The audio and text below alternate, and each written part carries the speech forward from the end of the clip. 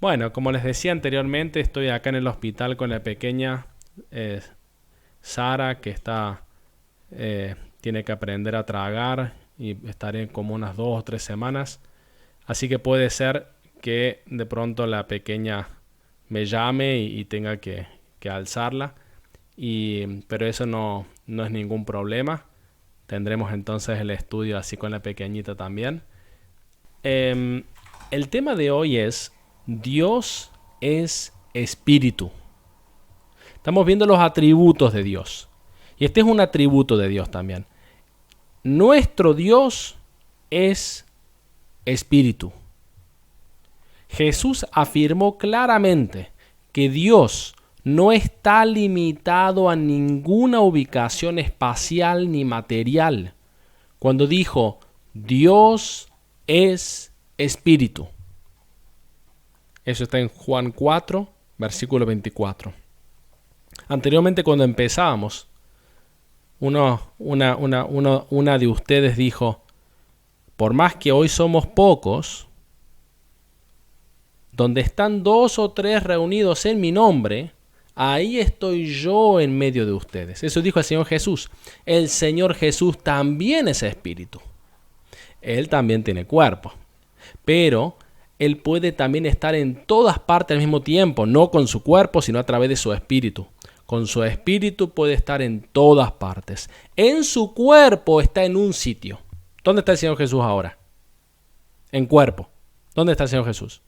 ¿Dónde está el Señor Jesús en su cuerpo glorificado? ¿Dónde se encuentra?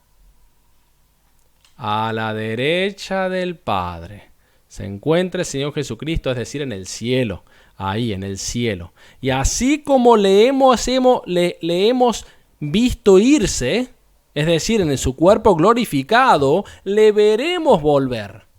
El Señor Jesús no ha dejado de estar en el cuerpo. Hay cristianos que piensan que ahora el Señor Jesús estuvo en este mundo, en su cuerpo, pero cuando ascendió al cielo dejó su cuerpo y ascendió. Eso no enseña la palabra. La palabra enseña que el Señor tiene un cuerpo glorificado. Y el mismo Espíritu que resucitó a Jesucristo de los muertos nos resucitará a nosotros en el día postrero, con un cuerpo semejante al suyo, porque no nos ha sido dicho cómo hemos de ser, pero sabemos que seremos semejantes a Él, semejantes al Señor Jesucristo. Tendremos un cuerpo glorificado. ¡Qué maravilloso! Dios es espíritu. Nosotros, en ese sentido, no somos como Dios. Dios puede estar en todas partes al mismo tiempo, ya sea Jesucristo, o el Padre Celestial, o el Espíritu Santo.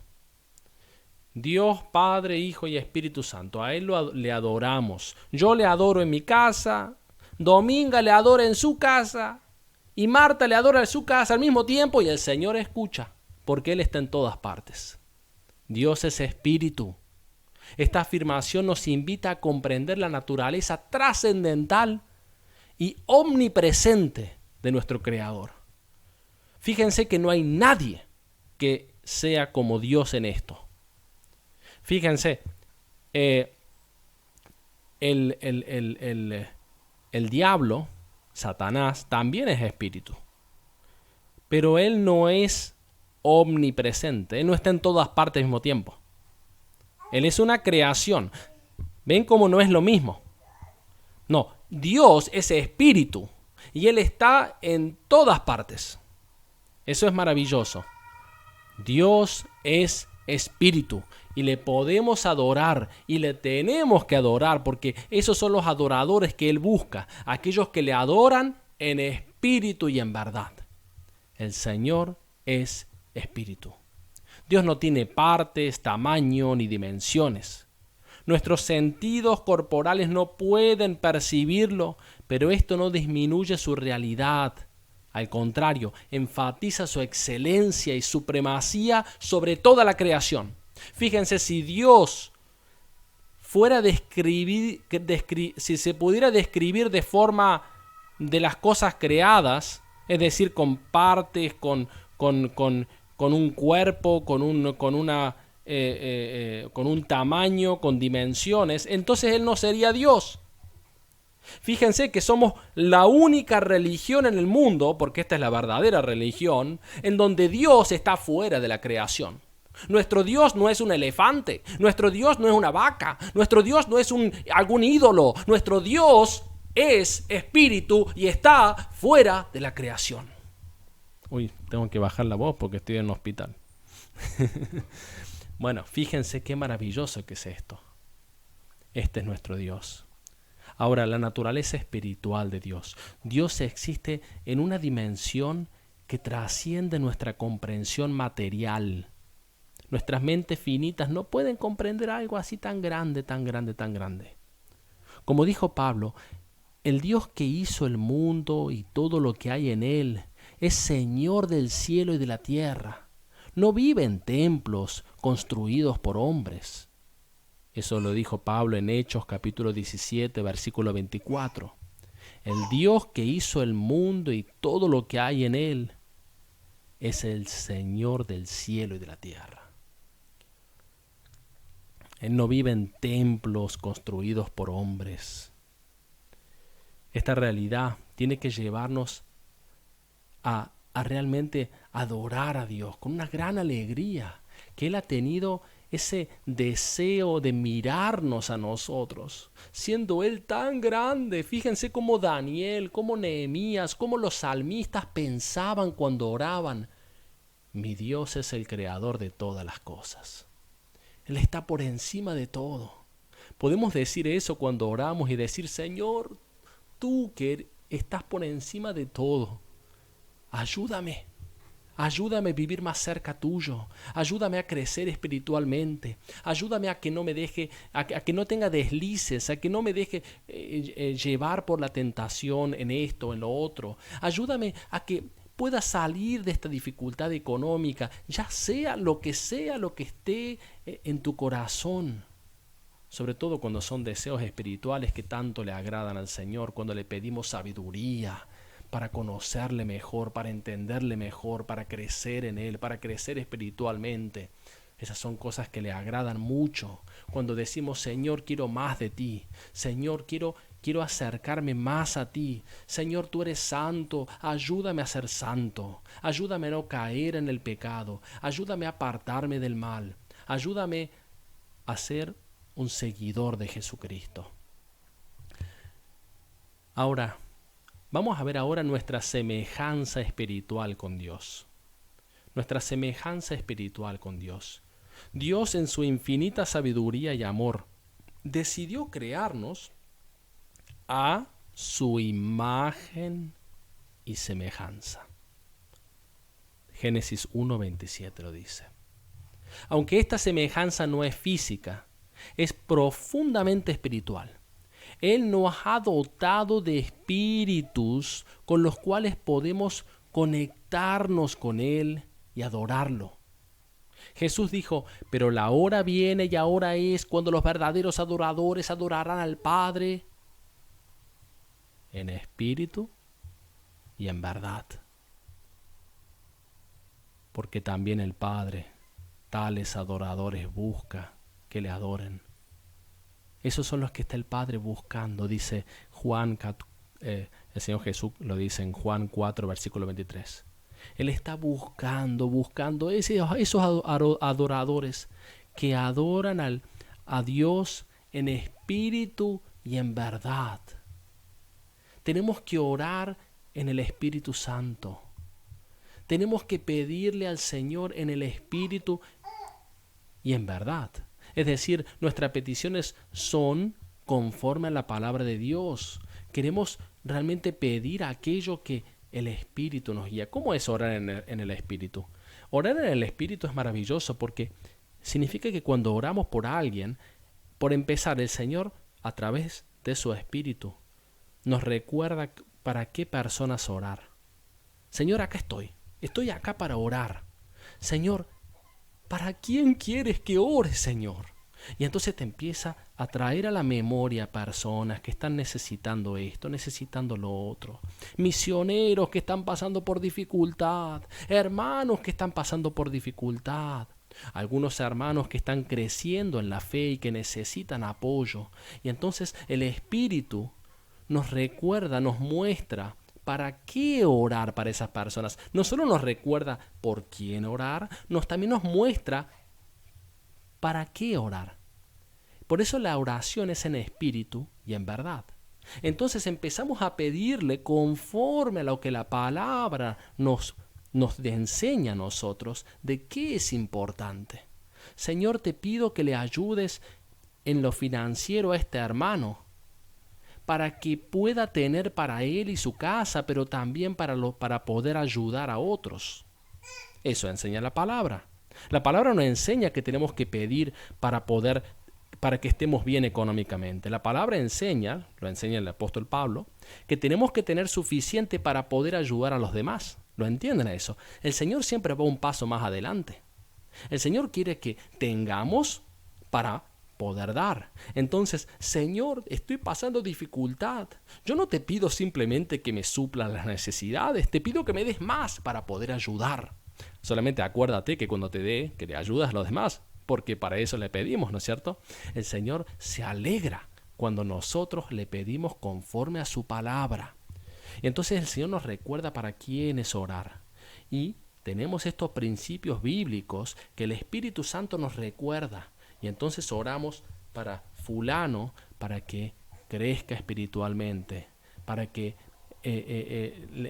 Dios le ayude en esta situación de dificultad que está pasando, y etcétera. Y entonces el Señor nos va recordando para qué cosas orar. Entonces, ahí vemos a estas personas está buscando Dios. Esas personas que adoran en espíritu y en verdad. Y cuando adoramos a Dios en espíritu y en verdad, fíjense, anteriormente mencioné a Daniel, a Nehemías, a los salmistas, ¿no es cierto? Fíjense cómo ellos siempre repiten y muestran, incluso Jonás, el profeta Jonás en su oración cuando estaba en el vientre de este gran pez, cuando uno se pone a estudiar la oración de Jonás, uno encuentra un montón, cómo su oración tiene un montón de cosas del Antiguo Testamento. Es decir, que Jonás conocía muy bien las Escrituras. Entonces, cuando él ora, empieza a mencionar lo que el Espíritu le ponía en su corazón y empieza a soltar un montón de verdades de este Dios grande, poderoso, maravilloso que tenemos. Así que le pidamos al Señor que nos ayude a orar en espíritu y en verdad. ¿No tenemos un Dios grande? Un momento, voy a buscar a la pequeñita.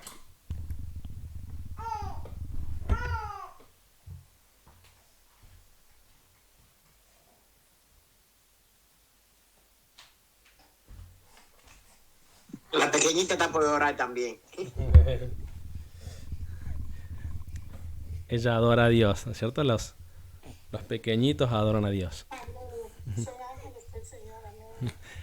Y fíjense cómo cuando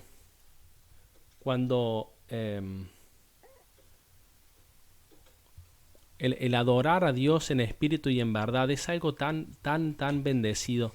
Nunca tenemos que olvidar que la oración no es un esfuerzo simplemente personal, ¿no es cierto? Tenemos que pedirle al Señor que nos ayude. Tenemos que decir, Señor, aquí estamos, y si es necesario quedarse callado por un tiempo, meditar en su palabra antes, lo hagamos entonces. Porque nuestro deseo no es simplemente cumplir con la tarea, ya oré, ¿no es cierto? Como una especie de checklist, ya está hecho. No. El Señor está buscando a los que en espíritu y en verdad se arriman a Él, se acercan a Él. Ahora, continuamos. La unión espiritual con Dios es el siguiente punto. La unión espiritual con Dios. ¿Por qué hablo de estas cosas? Porque tenemos un Dios que es espíritu. Tenemos una unión espiritual con Dios.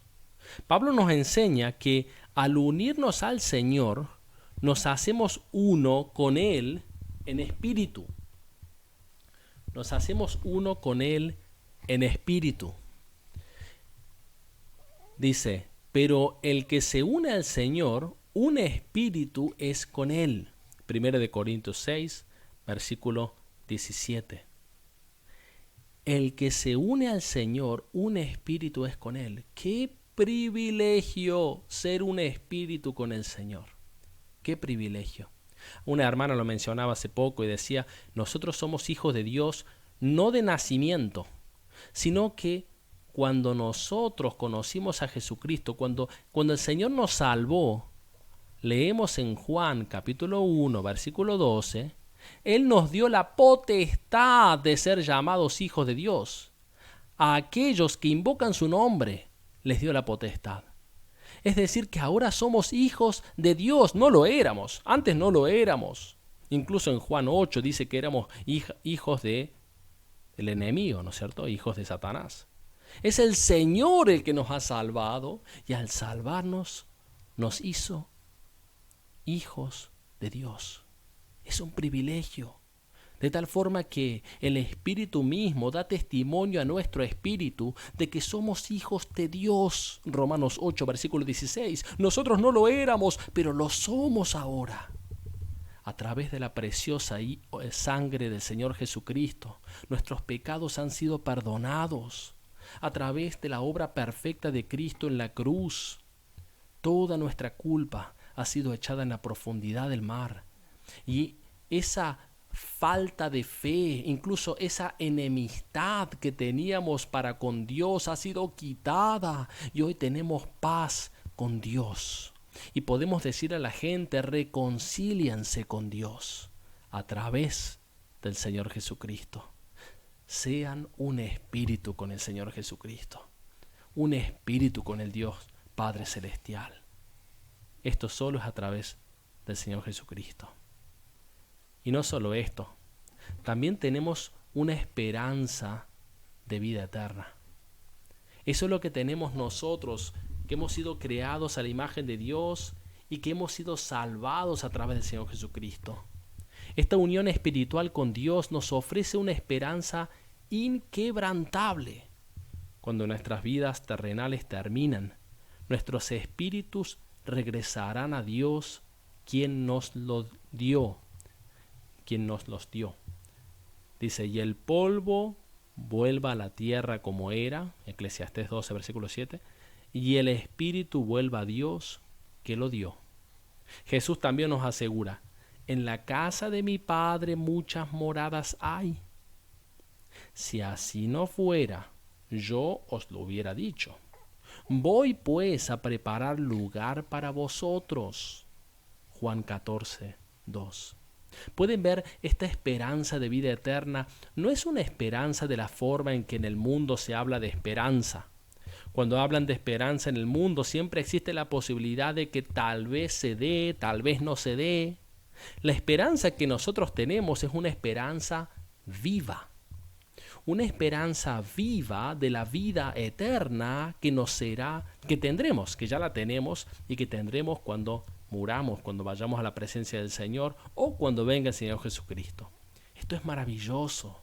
Nuestro Dios es espíritu, Él es el creador de todas las cosas y Él nos ha llamado y nos ha llamado para servirle, para amarle, para vivir por Él por siempre. Así que como conclusión, la comprensión de que Dios es espíritu y que nosotros en nuestra naturaleza espiritual somos hechos a su semejanza debe llenarnos de aliento y propósito. Nos llama a una vida de adoración auténtica y nos asegura de su presencia constante. Habrá alguien que piense, bueno, ¿y qué pasa cuando Dios dice el dedo de Jehová aparece en la Biblia? O cuando dice que el oído, que Él escucha y etcétera. Uno se imagina el oído y etcétera, ¿no? O la boca del Señor. Sí, son formas que tiene de hablar la palabra para que nosotros podamos comprender, ¿no es cierto? Es una forma que tiene de una forma física, nos muestra cómo Dios no tiene un brazo corto para ayudarnos, sino un brazo largo, pero es una forma para hacerlo comprensible para nosotros, que pensamos de una forma así material, ¿no es cierto? El Señor Jesucristo también utilizaba muchas parábolas y etcétera, ¿no? Para de una forma más simple poder acercarnos las verdades de las verdades de Dios, ¿no es cierto? En este caso, las verdades de los atributos de Dios, que Él es misericordioso, que Él es bueno, que Él es consolador, etcétera. Todas las cosas las aprendemos también de esa forma tan visual, ¿no es cierto?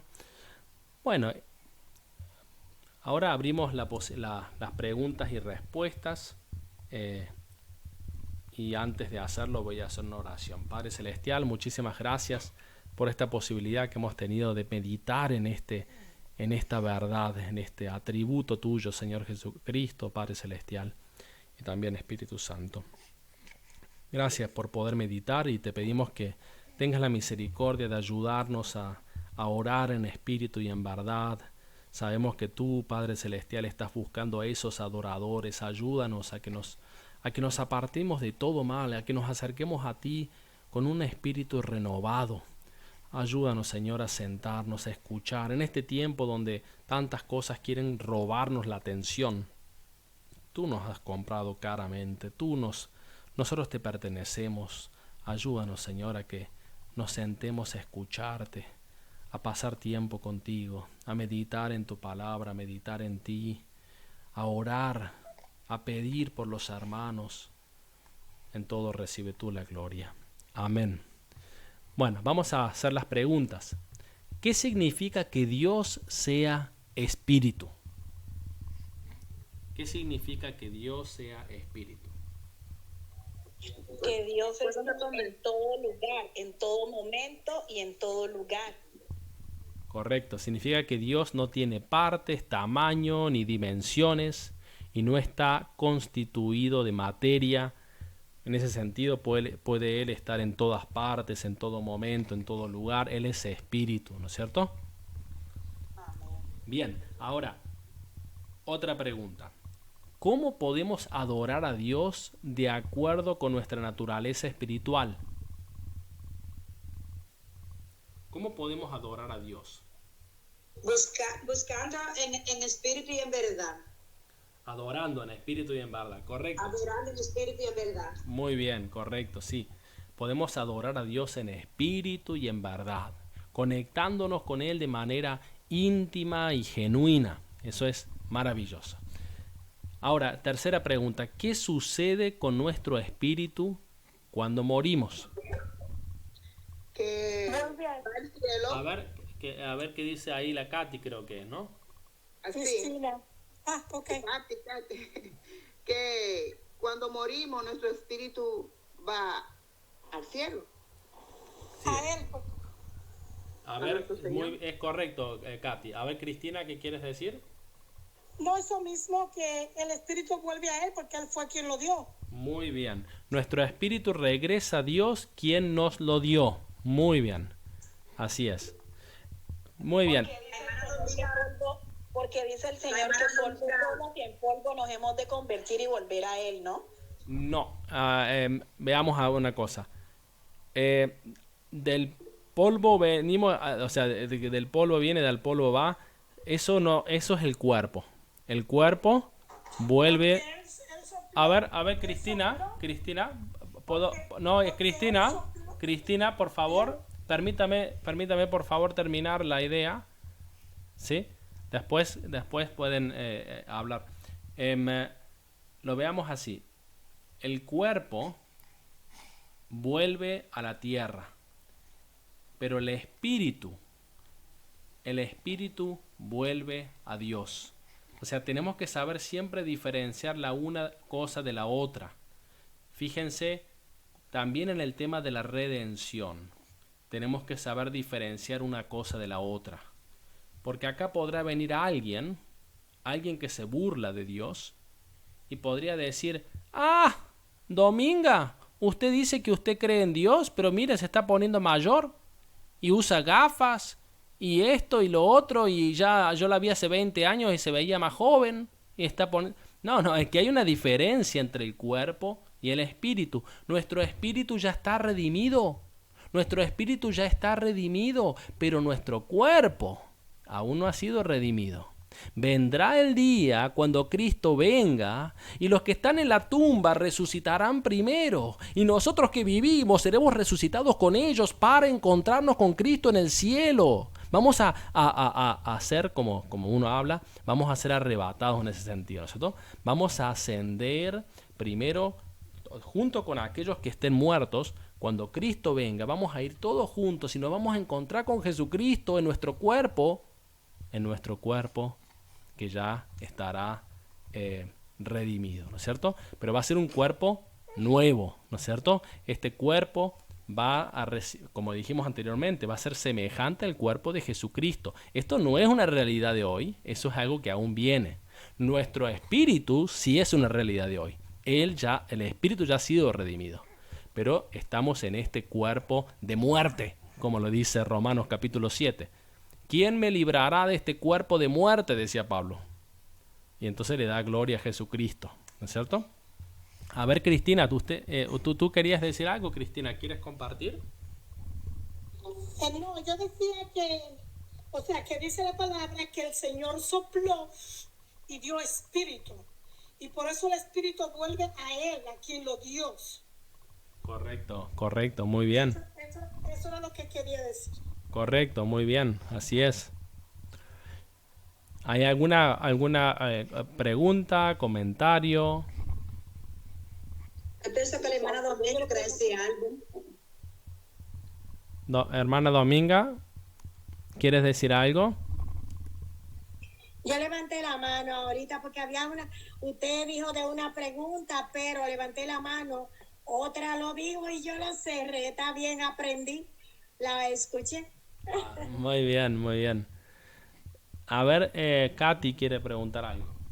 Sí, Santi, cuando usted dice que significa que Dios es espíritu, dice que también, o sea, aparte de ser espíritu, dice Dios es espíritu, Él también es un ser vivo y personal. ¿Está bien esa respuesta? Veamos. El ser espíritu no quita que alguien sea vivo y personal. Dios vive. E incluso todos nosotros, o sea, cuando una persona se dice que nosotros somos espíritu, ¿no es cierto? Cuando nosotros vamos al Señor, seguimos viviendo. De eso se trata la vida eterna. Por eso Dios no es el Dios de los muertos, sino de los vivos. De Abraham, Isaac, Jacob, están vivos. Eso lo dijo Jesucristo, se lo dijo a los saduceos que no creían en la resurrección de los muertos. Entonces Jesucristo les dijo, Dios no es un Dios de muertos, sino de vivos.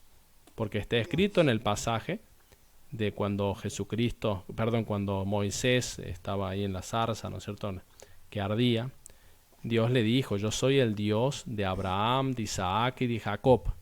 No dijo yo era el Dios de Abraham, de Isaac y de Jacob. No, yo soy el Dios de Abraham, Isaac y Jacob. Ellos ya murieron, pero yo sigo siendo su Dios. Ellos están conmigo en mi presencia. Lo pueden ver, qué maravilloso. Entonces Jesucristo agarra eso para decirles, ¿lo han visto? El Dios no es Dios de muertos, sino de vivos. Ahora, ¿qué pasa? Efesios capítulo 2 enseña que cuando uno no cree en Cristo, está muerto. Está muerto en sus delitos, en sus pecados. Por eso las personas que no conocen a Cristo están muertas espiritualmente y eso es muy triste. Es muy triste. Tienes que saber que tu mamá, tu papá, las personas que no conocen a Cristo, probablemente padres, hermanos, hermanas, no te entienden porque están muertas espiritualmente. No entienden por qué tú el domingo vas a perder tiempo a esa iglesia. Porque no entienden que amamos a Jesucristo. No tienen esa conexión espiritual. No tienen el deseo de estar congregados con los hermanos, las hermanas, de alabar a Dios en espíritu y en verdad. No tienen ese deseo, porque están muertos. Y eso es muy importante que lo sepamos. Es Dios el que nos abre los ojos y nos da la vista. El que nos da la vida, estando nosotros muertos, nos dio la vida a través de Jesucristo. Él cuando dice que nos dio la vida eterna, nos la dio hoy. Ya la tenemos a la vida eterna. Tenemos una conexión con Dios que es única y que es maravillosa. Y por eso tenemos que darle la gloria y la honra a Él, por esta vida espiritual que tenemos.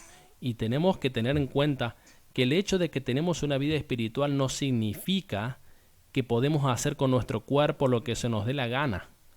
No, eso es lo que pensaba la gente, mucha gente en la época de Pablo, y por eso Pablo les dice, no es así.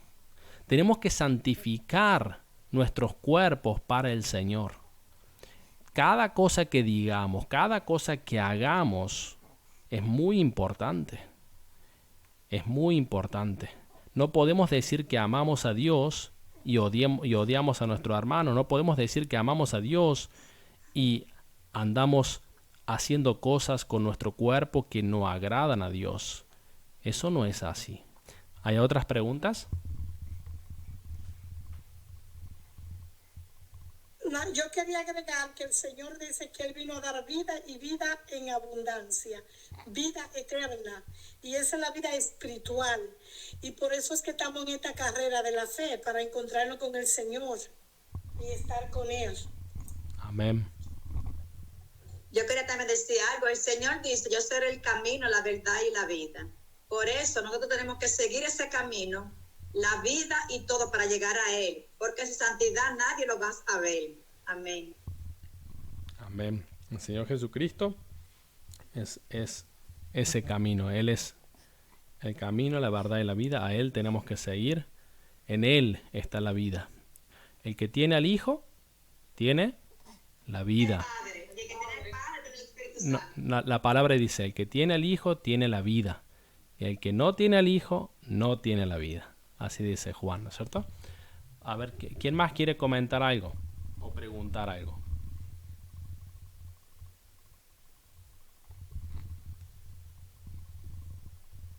Por eso que, bueno, ¿quién quería hablar? Bueno, que le doy la palabra. A ver, Cristina, pero tú has comenzado, tú puedes decir, ¿sí? Ok. Por eso que el Señor dice, Jesucristo, que seamos uno solo en espíritu, yo en el Padre y el Padre en mí, y uno solo somos en unidad, que seamos uno en espíritu. Y cuando estamos reunidos con un mismo sentir, estamos siendo uno solo en espíritu, adorando a nuestro Padre Celestial. Ahora mismo nosotros somos una sola, uno solo en Cristo Jesús, espiritualmente, porque estamos por esta misma cosa, estamos adorando a nuestro Señor Jesucristo y estamos escuchando la palabra de Dios y somos uno solo en espíritu. Amén, amén. También leemos de eso en Efesios capítulo 4, lo pueden leer en casa. Ahí aparece también que tenemos un espíritu, ¿no es cierto? Esa unidad en espíritu la da Dios y nosotros tenemos que mantenerla.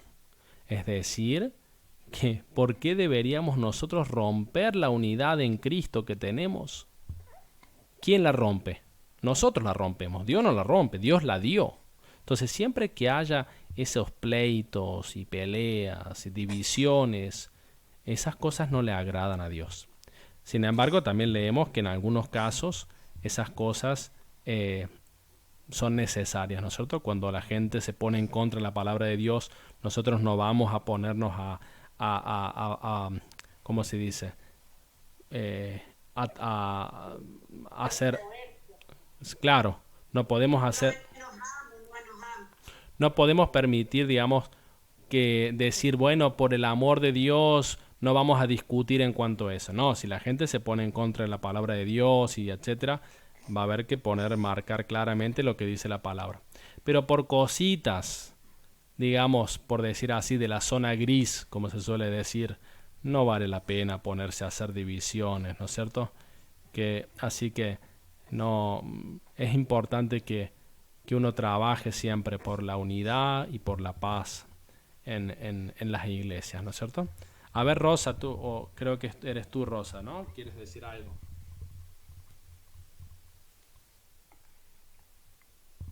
Había levantado la mano, pero ya no está. Bueno. Dominga era que quería decir algo. Ah, Dominga, a ver. Ya no, dice. Y Rosa es como que aparece y desaparece. Nos quiere mostrar sus trucos de acrobacia, ¿no es cierto? Que Ahí está ahí. Rosa. ahí, bueno. A ver, Rosa, parece que no te funciona el micrófono. Puede ser que tenga poca cobertura, porque yo estuve hablando ahorita con A ella ver, y no escuchaba a ver, bien. ahora sí. No, que dice que la palabra de Dios no es para discutir. Ah, Esteban es. Correcto, no. No es para discutir, correcto. Ahí dice, se lo decía justamente Pablo a Timoteo, que no se pusiera a participar en discusiones y todo sobre genealogías y sobre todo tipo de cosas que solo trae divisiones. Muy bien, correcto, Esteban, así es. No se utiliza la palabra de Dios para hacer discusiones sin sentido. Yo quería decir algo que, como dijo el hermano Esteban, que es verdad, no podemos discutir, tenemos que ir con mansedumbre, con amor a esa persona, porque esa persona no conoce a Cristo. Entonces nosotros tenemos que dar fruto y hablarle a esa persona, decirle, no, amor, mira, esto es así, si tú sabes que nada más hay un Dios. No, yo soy católico. Entonces uno le dice, sí, está bien, pero hay un Dios nada más. Si tú lo sirves de verdad en espíritu. Sí, el caso que menciona es correcto, sí, hay que acercarse con cuidado, ¿no es cierto? Sobre todo cuando uno evangeliza es como que uno está pescando, o sea, para pescar hay que ir con cuidado, ¿no es cierto? Ya le hemos hablado la última vez también de eso. Pero en el caso que menciona Esteban, fíjense, cuando Pablo le dice eso a Timoteo, no se trataba de personas que no conocían la palabra, todo lo contrario. Eran personas normalmente judías que conocían muy bien la palabra. Y entonces venían con todo tipo de genealogías y queriendo convencer a la gente de que había que circuncidarse, de que había que hacer esto, de que había que hacer lo otro. No, es importantísimo que nosotros no participemos en discusiones de ese tipo, pero fíjense, eso no significa que no haya que dejar marcada la línea. Es decir, en ese caso es, usted señor, si esa es lo que usted enseña, vaya a otra iglesia. Pero en la iglesia de Cristo no actuamos de esa manera. ¿Entienden? En la iglesia de Cristo no andamos enseñando cosas de circuncidarse y etcétera. Es por la obra propiciatoria de Cristo Jesús en la cruz que somos salvos. Estamos hablando de la época de aquel entonces, ¿no? Que había esa gente que eran falsos maestros y que decían que si no hacías esto y no hacías lo otro no eres salvo. O que si, o sea, sería hoy en día, ¿no? O que Cristo más algo para ser salvo. No, Cristo es todo para la salvación. ¿Entienden? Entonces, no significa que no discutimos. No, yo les dije anteriormente que depende de qué se trata. Cuando son cosas claras, entonces hay que decir, Señor, usted está en la iglesia incorrecta. Acá somos una iglesia bíblica y estamos por eso, esta es nuestra doctrina, y si esa no es su doctrina, entonces se encuentra en la iglesia incorrecta. Por eso es importante que una iglesia tenga una doctrina clara, que tenga una, ¿cómo se le llama eso? Una declaración de fe. ¿Ustedes conocen la declaración de fe de la iglesia en la que asisten? ¿Quién conoce la declaración de fe de la iglesia a la que asisten? Una declaración de fe, de lo que estoy hablando. Que sí, estar con santidad y ver el pastor también si se habla correcto, si es verdad, que tenga santidad. No, a ver, una declaración de fe. El reconocimiento de Cristo Jesús como nuestro creador y salvador. Correcto, una declaración de fe no habla una, de Cristo Jesús en nuestro corazón. una declaración de fe dice qué cree la iglesia sobre Dios el Padre, sobre el Señor Jesucristo, sobre el ser humano y la caída, sobre el bautismo, sobre etcétera, etcétera, etcétera. Esa es una declaración de fe. Una declaración de fe es muy importante en una iglesia. Y les digo un secreto, muchísimas iglesias, si no es la mayoría, no tiene declaración de fe. Y por eso entran los falsos maestros a montones, a dividir la iglesia, a destruir, a destrozar. Es importante tener una declaración de fe y decir, Señor, si esta no es su fe, apártese. Esta es nuestra declaración de fe. Y así se cuida al rebaño. Es muy importante. Una declaración de fe puede ser la de Westminster, una declaración de fe puede ser la de las iglesias bautistas, una declaración de fe puede, etcétera. Pero tiene que ser una iglesia, tiene que ser una declaración de fe bíblica, ¿no es cierto? Así que... Pastor, ¿puedo decirle algo? Sí. Cuando uno entra por primera vez a congregarse a una iglesia, lo primero que tiene es que prestar atención y darse cuenta cómo actúan esa persona, a quién adoran, qué hacen. Eso es lo primero, para uno entender y saber a qué Dios ellos adoran. Sí, a ver, antes de darte la palabra, Rosa o Esteban, permítame responderle a Dominga.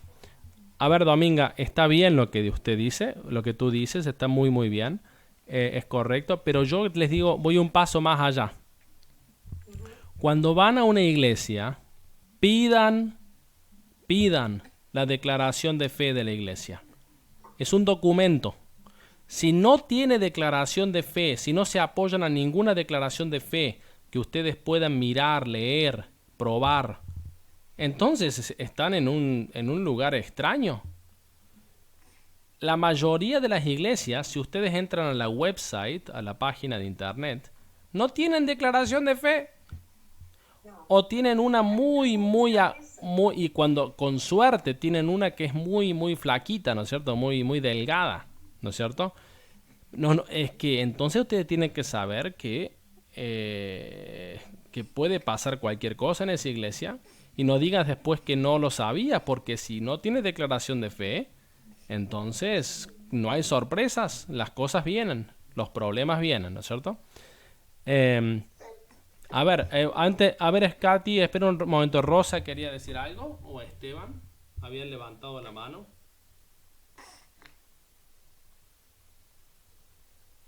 No, tenía Bueno, la mano levantada sí. desde hace rato. Y ahora vamos a ver, Cristina, usted había levantado la mano y después Katy. Sí, señor. Bueno, si yo visito una iglesia, yo quiero escuchar la declaración de fe. Para mí, ¿qué es la declaración de fe? Tiene que ser bíblicamente, creer en lo que Jesús hizo en la cruz del Calvario por nuestros pecados, creer en Jesús, porque la palabra dice, nadie viene al Padre si no es por mí. Tiene que ser bíblico lo que ellos me estén diciendo. Primeramente en Romanos 10:9 dice que si confesares con tu boca y con todo tu corazón que Jesús es el Señor y se levantó de los muertos, serás salvo tú y tu casa. Para yo entrar a una iglesia, yo tengo que ver esa iglesia, esa congregación que crean en Jesucristo, lo que Él hizo en la cruz del Calvario por nuestro pecado. Él pagó el precio. Él pagó el precio por ti y por mí. Y donde no hay eso, la Trinidad, creer en el Padre, en el Hijo y en el Espíritu Santo, entonces yo no participo en esa congregación. Esa es mi declaración de fe. Tiene que ser todo bíblicamente. Que lo diga la Biblia, que me lo confirme la Biblia, pero hay muchas iglesias que dicen que tienen que bautizarte de nuevo, hay muchas iglesias que no creen en Jesús, que Jesús es el Mesías, que Jesús es un profeta, hay muchas iglesias que no creen en el Espíritu Santo. Entonces, de ahí yo no me quedo, porque el apóstol Pablo dice que el que no cree en el Evangelio, anatema es. Anatema es. Correcto, hay sitios donde incluso el Espíritu Santo es sumamente grande y Jesucristo es chiquitito. O sea que hay todo tipo de ¿cómo se dice? De alteraciones, ¿no es cierto? Por eso es importante que uno pida la declaración de fe. Y si la iglesia no la tiene, entonces, por lo menos que te digan, nosotros creemos en la declaración de fe del año tal, de la iglesia bautista del sur, no sé, lo que sea, donde tú puedes ir y ver en el internet qué dice esa declaración de fe. O te dicen, no, nosotros creemos la declaración de fe es conforme al catequismo de Heidelberg o lo que sea, ¿no es cierto? Y ustedes pueden ir y ver qué dice en ese catequismo, qué dice, ¿no es cierto? Y etcétera. Pero es importante. Pero igual se nos está yendo el tiempo. Creo que... Sí. Por último, ¿cómo aprendemos a ver eso? ¿Cómo aprendemos a ver eso? El Espíritu Santo nos ayuda a discernir, primeramente. Y primeramente, leyendo la Biblia, metiéndose a la Biblia, leyendo la palabra, conociendo la palabra. Porque si no leemos la Biblia, no podemos conocer a Jesús y no podemos saber en lo que creemos. Tenemos que estudiar la palabra, escudriñar la palabra, como el Señor dice, escudriñar las Escrituras para aprender.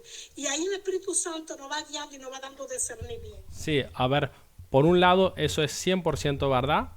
Por otro lado, yo no quiero dejar de decir una cosa muy importante. Si ustedes están buscando una iglesia, pidan ayuda a los hermanos que tienen más conocimiento. Les pido por favor que tengan la humildad necesaria para pedir ayuda. Yo cuando necesito algo, también pregunto, ¿entienden? Es importante que uno no crea que sabe todo, porque Dios nos ha dado a los hermanos que estudian la palabra para que les preguntemos, para que seamos asesorados por ellos. No significa que vayas a hacer lo que dice ese hermano, no significa. Pero es por el consejo de 2 o 3 o 4 hermanos que recibiremos la sabiduría. ¿Lo entienden a eso?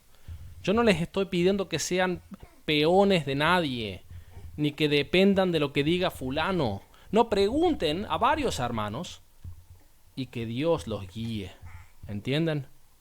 Es importante porque el buscar una iglesia no es un asunto pequeño. Hay mucho sufrimiento entre medios si te llega a ir mal. Si terminas en una secta, te termina haciendo sufrir mucho. O si terminas en una iglesia donde hay una unidad, siempre y cuando cumplas con esto y lo otro. Y de repente cuando vos no cumplís con ciertos atributos, te convierten en un enemigo.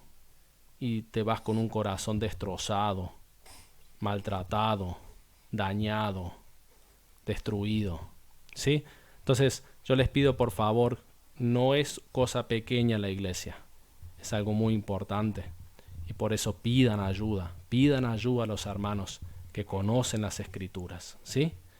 Y con esto no digo que ustedes no conozcan las Escrituras, justamente porque sé que las conocen, les pido que pidan ayuda, que sean asesorados y que ustedes, con la ayuda del Espíritu, puedan tomar la decisión, ¿no es cierto? Pero admitan ante Dios que ustedes necesitan ayuda. Y esto, por supuesto, que no es solamente para el tema de las iglesias, para toda gran decisión en la vida.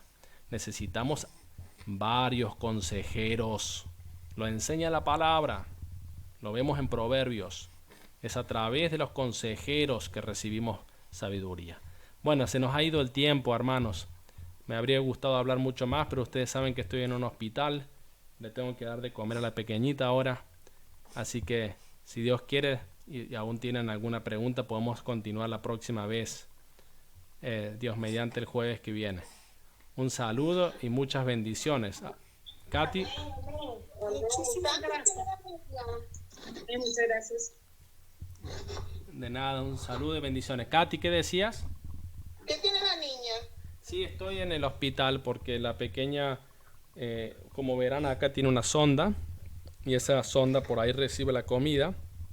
Y entonces estaré acá entre 2 y 3 semanas para que aprenda a comer. Y entonces pueden orar que con la ayuda de Dios aprenda a tragar la comida. La Julie está en casa con los otros 5 niños y yo estoy con ella en el hospital. Así que oren para que salga todo muy bien, para que aprenda rápido.